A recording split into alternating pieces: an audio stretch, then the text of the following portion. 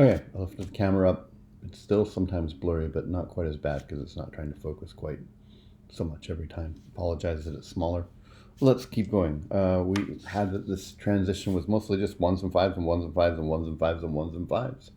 And that's a great thing to know, right? That Beethoven is using these basic chords and reworking them the entire time. Now what happens here is this time when he goes 5 to 1, 6, like 5, 2 to 1, 6, there's a G flat there, and he has shifted modes.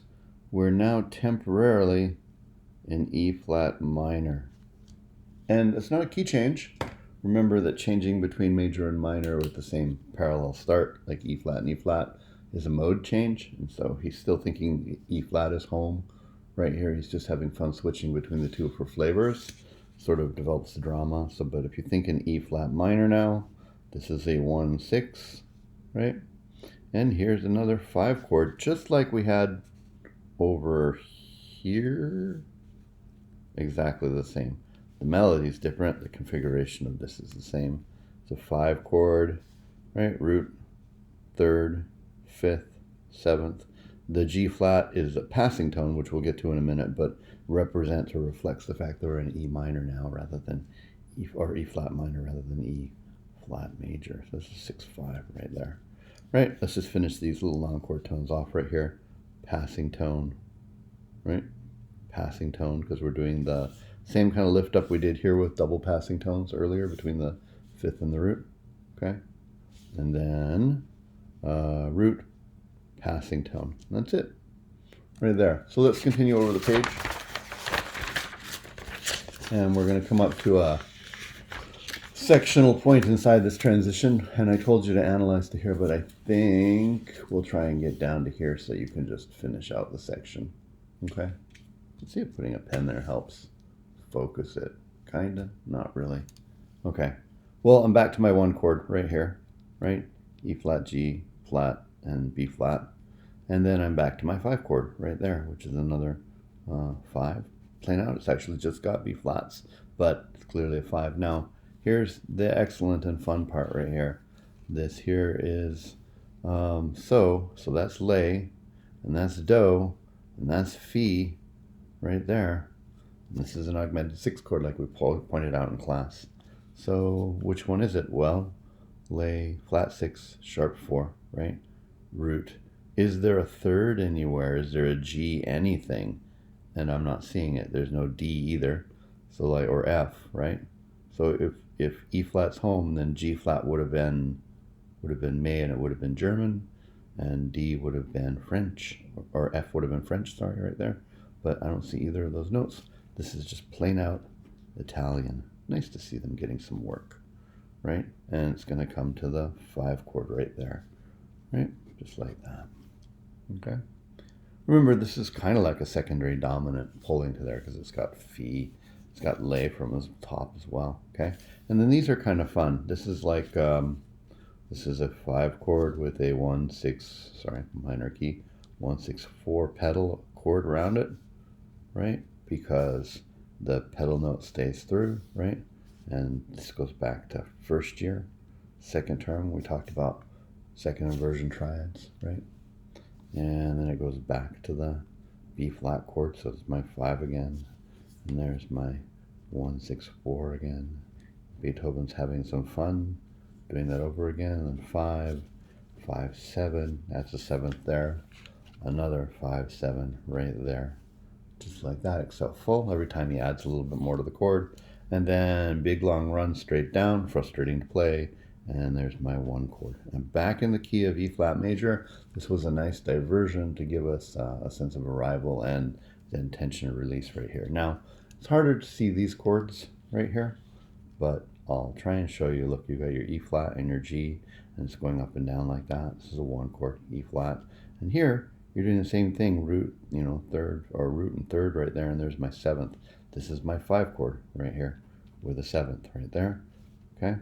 It's acting like an appoggiatura and then stepping down. Here's my 1 chord again, it kicks up the octave, it does it again, 5, 7, and then this is just a 1 chord, and this is just a 1 chord. It's just going up, see, like root to third and back, and then fifth, and then third to fifth and back. And then here, he, just to give us a final little push there, he turns my E flat chord into an E flat dominant 7, which we know is the 5, 7 of 4, because he's going to push us to a cadence that starts with a 4 chord right here. And this is my 4 right there. And then I have a 1, 6, 4, and a 5, 7, 1, 6, 4, 5, 7. There's my 7th. This all gets the I'm a 5 chord treatment, and then 1. And that's the end of the transition section as we know it, and then we'll get our theme 2. This is all inside the sonata bubble of B section, right? But it's behaving like a sonata form because it's a sonata rondo, right? Okay, so let's take a look at non-chord tones on this side. None, right? It's all part arpeggiating through, right? Notice that you don't get non-chord tones when he's skipping around. Skipping around, right? We only get non-chord tones for the most part when he's doing little scale ideas or figures and things.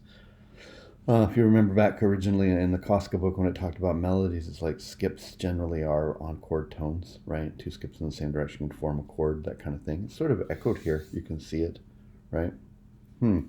This is not actually, now that I think about it, Italian. That's definitely Italian. That's not Italian, right? So what is that? That's got like so hanging across there.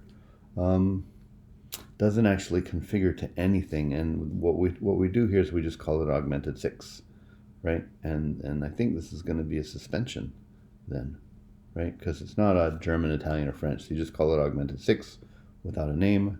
So I guess this in a way is melody. You know, I'm going to call this an anticipation in a way. It's tough to say. You could either just call it this being like a suspension holding through and then coming down, or you could call this an anticipation, anticipating there. And I think there's good cause to think of both ways. So you could either put anticipation there, or if you use this as a suspension, then you measure it against there. It's going to be kind of weird. You're going to have it's going to be a 7 and then 6 right there like that. Okay. B flat. This is a neighbor tone. That's a neighbor tone. Because this is an E flat chord right there, and this is a neighbor tone, G flat chord. Then same things, neighbors, neighbors, neighbors. All good neighbors. Passing tone. Oh, I guess no, that's fine. And then passing tone, and then passing tone, right? Looks like a D rather than a P. Sorry about that. And then here is just a bunch of stuff. So let's think. We're up on a F right there. So the E flat is a passing tone. The D is a chord tone. C is a passing tone. This is the 7th of the chord, so it's like a passing tone, but we give it a pass. Haha. And then there's passing tone, chord tone, passing tone, chord tone, passing tone, chord tone, 7th passing type figure. 1. This is a passing tone. That's a passing tone. That's a passing tone. That's a passing tone. Right? That's a passing tone. That's a passing tone. And then that's passing tone. That's passing tone. It's pretty uniform because he's using the same melodic gestures a lot, right? Over the different chords. Wow. Camera. It's egregious how bad this is. I'm going to have to get new gear. Something different kind of setup. Actually have something in mind for that to build. And then here, well, so this is an E flat dominant chord. So there's my 7th passing tone, right? There's my 3rd passing tone. There's another, there's a, 5th passing tone, 3rd passing tone, root, neighbor tone, chromatic passing tone. I'm just going to put a little star there, put an exclamation point. Hey, chromatic passing tone. And then this is back down to the 7th again. This is